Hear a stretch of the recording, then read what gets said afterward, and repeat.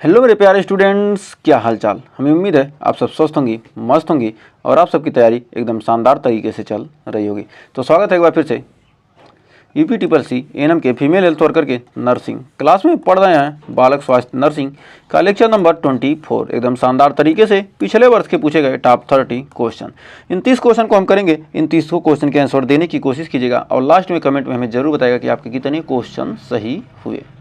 और यदि आपको सेशन पसंद आएगा तो सेशन को लाइक, शेयर और चैनल को अभी तक सब्सक्राइब नहीं किया तो सब्सक्राइब कर लीजिए, क्योंकि ऐसे ही शानदार शानदार सेशन आपको रेगुलर मिलते रहेंगे। क्योंकि हमारे यहाँ रेगुलर वीडियो मिलता है, कभी कभी कोई दिक्कत आ जाने के कारण आपको वीडियो नहीं मिलती। हमारे यहाँ क्या डेली किसी दिन छुट्टी नहीं होती है, डेली हमारा वीडियो 1-2 वीडियो जरूर मिलता है। कभी बाई चांस कोई ज़रूरत पड़ जाने के कारण इमरजेंसी सिचुएशन में वीडियो नहीं मिल पाता है, आपको अब रेगुलर वीडियो मिलती रहेंगे। तो आइए देखते हैं क्वेश्चन को शुरुआत करते हैं। यदि आप यूपी एएनएम, बिहार एएनएम या DSSB एएनएम या किसी भी स्टेट एएनएम की तैयारी कर रहे हैं तो आपके लिए सेशन शानदार होने वाला है। तो आइए शुरुआत करते हैं फर्स्ट क्वेश्चन की। तो देखिए फर्स्ट क्वेश्चन क्या कर रहा है। करो नवजात शिशु में रूटीन रिफ्लेक्स किसके लिए जिम्मेदार होता है? खाने की वस्तु को पकड़ना, स्तन की ओर मुड़ना या रोना या आँख खोलना। तो नवजात शिशु में जो हमारा रूटीन रिफ्लेक्स है यह किसके लिए जिम्मेदार होता है? स्तन की ओर मुड़ना। अर्थात कहने का मतलब है यह रिफ्लेक्स शिशु को, यह क्या है, यह रिफ्लेक्स शिशु को, जो यह रिफ्लेक्स है, रूटीन रिफ्लेक्स है, यह क्या करता है? शिशु को माँ के स्तन को पहचानने में क्या करता है? मदद करता है। इसलिए क्या होता है, जो हमारा नवजात शिशु है स्तन की ओर मुड़ता है। नेक्स्ट कह रहा है कुपोषण के समय मरासमस रोग में क्या प्रमुख लक्षण होता है? सूजन वाला चेहरा, बहुत कम वजन, त्वचा का लाल चकत्ते या आंखों की रोशनी कम होना।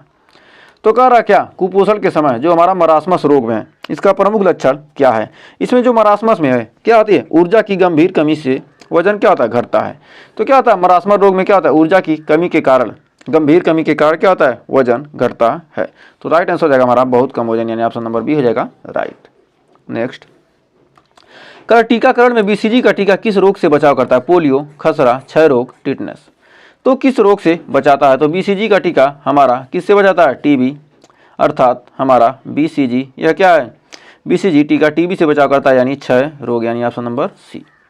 नेक्स्ट कर 1 वर्ष की आयु तक बच्चे का वजन जन्म के वजन में से कितना हो जाता है? 2 गुना, 3 गुना, 4 गुना, आधा। तो कह रहा क्या 1 वर्ष की आयु में, 1 वर्ष की आयु तक बच्चे का वजन जन्म के वजन से कितना हो जाता है? तो यह 3 गुना हो सकता है। यह क्या सामान्य वृद्धि का संकेत है। 3 गुना हो जाए 1 वर्ष की आयु में, क्या बच्चे का वजन 3 गुना हो जाए तो क्या सामान्य वृद्धि का संकेत है। नेक्स्ट तो अगला देखिए क्या कर रहा है। हाँ, पांचवा क्वेश्चन, चौथा हो गया। हाँ, पांचवा कर रहा है नीचे में से कौन सा पोषक तत्व बच्चों की हड्डियों के विकास के लिए जरूरी है? Vitamin C, iron, calcium, zinc. तो हमारा हड्डियों के लिए क्या आ जाएगा? कैल्शियम। पोषक तत्व क्या बच्चों में हड्डियों के विकास के लिए सहायता करता है? कैल्शियम। यह हड्डियों और दांतों के लिए महत्वपूर्ण है। हड्डी के साथ साथ क्या दांत के लिए भी कैल्शियम जरूरी है। इसलिए कहते हैं क्या हमारे टूथपेस्ट में क्या नमक है, कैल्शियम है। नेक्स्ट कर खसरा का टीका कब दिया जाता है? 6 सप्ताह, 9 माह, 5 वर्ष, 15 माह। तो खसरा का टीका कितना? 9 माह पर दिया जाता है। यह समय खसरे के पहले टीके के लिए क्या अनुशंसित, मतलब क्या जरूरी है, मतलब सही समय है। नेक्स्ट कर नवजात शिशु में निम्न में से कौन सा संकेत सामान्य नहीं है? त्वचा पर नीला रंग, रिफ्लेक्स गतिविधि, रोना, दूध पीना। तो कह क्या रहा है? कर नवजात में कौन सा संकेत सामान्य नहीं है? सामान्य संकेत कौन सा नहीं? त्वचा का पर क्या होना? नीला रंग, त्वचा पर नीला रंग। यह क्या साइनोसिस का लक्षण हो सकता है। तो साइनोसिस के कारण क्या होता है? त्वचा का रंग क्या होता है? नीला हो जाता है, जिसमें क्या होती है? ऑक्सीजन की कमी। नेक्स्ट कर बाल्यावस्था में आयरन की कमी से कौन सी बीमारी हो सकती है? Scurvy, rickets, anaemia, goitre. तो कह रहा है बाल्यावस्था में आयरन की कमी से कौन सा रोग होता है? तो क्या है? यह हो जाएगा ऑप्शन नंबर सी, एनीमिया। यह रक्त में क्या हीमोग्लोबिन की कमी होती है। इसके कारण क्या होती है? रक्त में हीमोग्लोबिन की कमी हो जाती है। नेक्स्ट कर किशोर लड़कियों में मासिक धर्म आरंभ को क्या कहते हैं? Menorrhagia, menopause, menarche, ovulation. तो हमारा राइट आंसर हो जाएगा क्या? किशोर लड़कियों में मासिक धर्म का आरंभ होना को क्या कहते हैं? तो किशोर लड़कियों में मासिक धर्म के आरंभ होने को कहते हैं मेनार्क, यानी ऑप्शन नंबर सी हो जाएगा राइट। यह पहला मासिक धर्म होता नेक्स्ट, कह रहा 5 वर्ष की उम्र तक के बच्चों को कौन सा टीका नहीं दिया जाता? Polio, DPT, एचपीआर, MMR. तो 5 वर्ष तक के बच्चों को कौन सा टीका नहीं दिया जाता है? तो हमारा राइट आंसर होगा एचपीवी। यह टीका किशोरावस्था में दिया जाता है। नेक्स्ट, कर किशोरावस्था में मनोवैज्ञानिक परिवर्तन के लिए कौन जिम्मेदार होता है? बाहरी तनाव, हार्मोनल परिवर्तन, पोषण की कमी या सामाजिक दबाव। तो कह रहा किशोरावस्था में मनोवैज्ञानिक परिवर्तन के लिए कौन जिम्मेदार होता है? तो हमारा राइट आंसर होगा हार्मोनल परिवर्तन। यह शारीरिक और मानसिक बदलाव लाता है। जो हार्मोनल परिवर्तन क्या कहता है? यह शारीरिक और मानसिक दोनों में क्या कहता है? दोनों में बदलाव लाता है। नेक्स्ट, कह रहा शिशु को ठंड से बचाने के लिए कौन सा उपाय सबसे प्रभावी है? ब्लैंकेट में लपेटना, हीटर का प्रयोग, त्वचा से त्वचा संपर्क या सिर ढकना। शिशु को ठंड से बचाने के लिए कौन सा उपाय सबसे प्रभावी है? तो सबसे क्या है प्रभावी उपाय है? त्वचा से त्वचा संपर्क, जिसे कहते हैं क्या? कंगारू मदर केयर या केएमसी कहा जाता है। नेक्स्ट, कह रहा नवजात शिशु में पहला मल मेकोनियम कब तक पास होना चाहिए? 6 घंटे, 24 घंटे, 48 घंटे, 72 घंटे। तो कितने समय बाद? 24 घंटे। इसे पेट की क्रियाशीलता का मूल्यांकन होता है। तो नवजात शिशु का पहला मल क्या होना चाहिए? कब तक पास होना चाहिए? 24 घंटे तक के भीतर हो जाना चाहिए। इससे क्या होता है? पेट की क्रियाशीलता का पता चलता है। तो उम्मीद है आपको सेशन पसंद आ रहा है। सेशन पसंद आ रहा है तो सेशन को लाइक कीजिए, शेयर कीजिए और चैनल को अभी तक सब्सक्राइब करिए, जल्दी से सब्सक्राइब कर लीजिए, क्योंकि ऐसे ही शानदार सेशन मिलते रहेंगे। तो बढ़ते हैं अगले क्वेश्चन की तरफ। कह बच्चों में प्रोटीन की कमी से कौन सा रोग होता है? Scurvy, night blindness, kwashiorkor, birth defect. तो कह रहा क्या प्रोटीन की कमी से कौन सा बीमारी हो सकती है? तो क्वाशियोरकोर। क्वाशियोरकोर प्रोटीन की कमी से सूजन और थकावट होती है। क्वाशियोरकोर में क्या आती है? शरीर प्रोटीन की कमी हो जाएगी तो सूजन हो जाएगा, थकावट होती है। तो बढ़ते हैं आगे। तो अगला क्वेश्चन देखिए क्या कर रहा है। कह रहा नवजात शिशु की नाल कब तक सूख जाती है? 2 से 3 दिन, 5 से 7, 7 से 10 दिन या 15 दिन। तो कह रहा है नवजात शिशु की नाल कब तक सूख जाती है? तो राइट आंसर हो जाएगा ऑप्शन नंबर सी, 7 से 10 दिन। इसके बाद यह अपने आप गिर जाती है। नेक्स्ट, कर 6 माह तक शिशु को कौन सा आहार देना चाहिए? पानी, माँ का दूध, सूप, दलिया।